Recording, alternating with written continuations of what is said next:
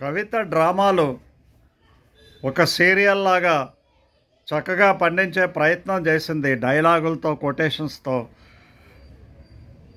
చాలా వరకు కూడా తన మీద నెపం లేకుండా పార్టీకి అంటకట్టే ప్రయత్నంలో తను బీఆర్ఎస్ నుంచి ఏ విధంగా బయటకు వచ్చింది, ఏ విధంగా గెంటవేయబడ్డాను అని సింపతి ఫ్యాక్టర్ను ప్రజల నుండి పొందడం కోసం సాయశక్తులా కృషి చేసి అసెంబ్లీ సాక్షిగా ఈ రోజున బయట పెట్టింది.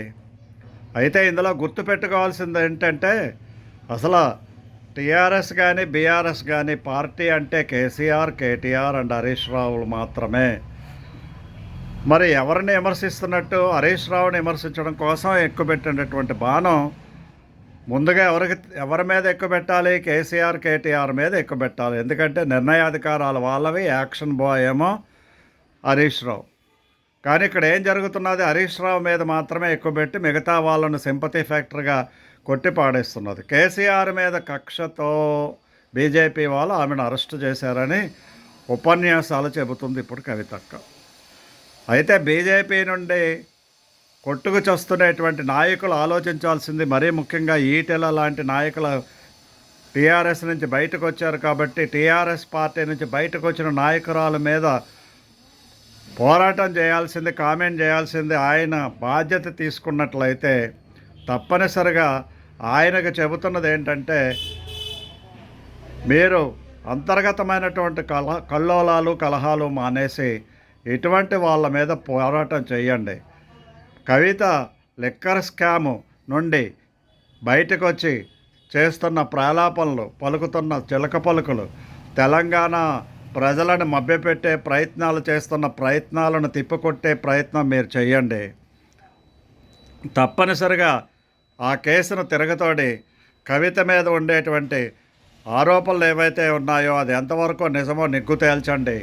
బీజేపీ నాయకులారా, మీకు ఏమాత్రము నిజాయితీ ఉన్నట్లయితే ఈ పని ముందు చేయండి. తర్వాత కవిత కొత్త పార్టీ పెడుతుందట. కొత్త పార్టీ పెట్టి ఎవరిని ముంచాలని? ఎంత అవినీతి నాయకురాలు, లిక్కర్ స్కామ్లో పేకల దాకా మునిగి జైలు శిక్ష అనుభవించినటువంటి అమాయకురాలుగా కళ్ళరిచ్చేటువంటి కవిత కొటేషన్స్ ద్వారా మళ్ళీ మరొకసారి తెలంగాణ ప్రజలను మభ్యపెట్టే ప్రయత్నం చేస్తే మహానటి ఇప్పుడు ఏ విధంగా సేవ చేయాలనుకుంటుందో ప్రజలందరూ గమనిస్తున్నారు. ఇటువంటి వాళ్ళని నమ్మరు. కాబట్టి ఏ పార్టీ నుంచైతే బయటకు వచ్చిందో ఆ పార్టీ మీద, అందులో ఉండేటువంటి కొంతమంది మీద ఎక్కువబెట్టినటువంటి బాణం ప్రజల ఒక్క సింపతి పొందడానికి మరొకసారి కేసీఆర్ పక్షాన చేరి ప్రజలను మోసగించడానికి కవిత రెడీ అవుతుందనేటువంటి విషయాన్ని ప్రజలందరూ గమనిస్తున్నారు. తప్పనిసరిగా బీజేపీ నాయకులు కవిత విషయంలో శ్రద్ధ తీసుకొని ఆమెను ఏ విధంగానైనా సరే ఆ లిక్కర్ స్కామ్ గురించి నిగ్గు తేల్చాల్సినటువంటి అవసరం ఎంతైనా ఉన్నది అనేటువంటి విషయం గుర్తుపెట్టుకోవాలి. కాంగ్రెస్ నాయకులు తమాషా చూస్తున్నారు అసెంబ్లీలో. కాంగ్రెస్ నాయకులకు భగత్ సింగ్ లాంటి వాళ్ళు కాంగ్రెస్ పార్టీలో నుండి వచ్చారు అని చెప్పి కవితమ్మ తన యొక్క సూపర్ ఇంటెలిజెన్స్ని బయట పెట్టింది. అసలు వాళ్ళు కాంగ్రెస్ పార్టీ ఏంటి, ఈవిడేమో వాళ్ళ కాంగ్రెస్ సర్టిఫికెట్ ఇవ్వడం ఏంటి, కాంగ్రెస్ పార్టీ నాయకులు వింతగా చూడడం ఏంటో నాకు అర్థం కాదు.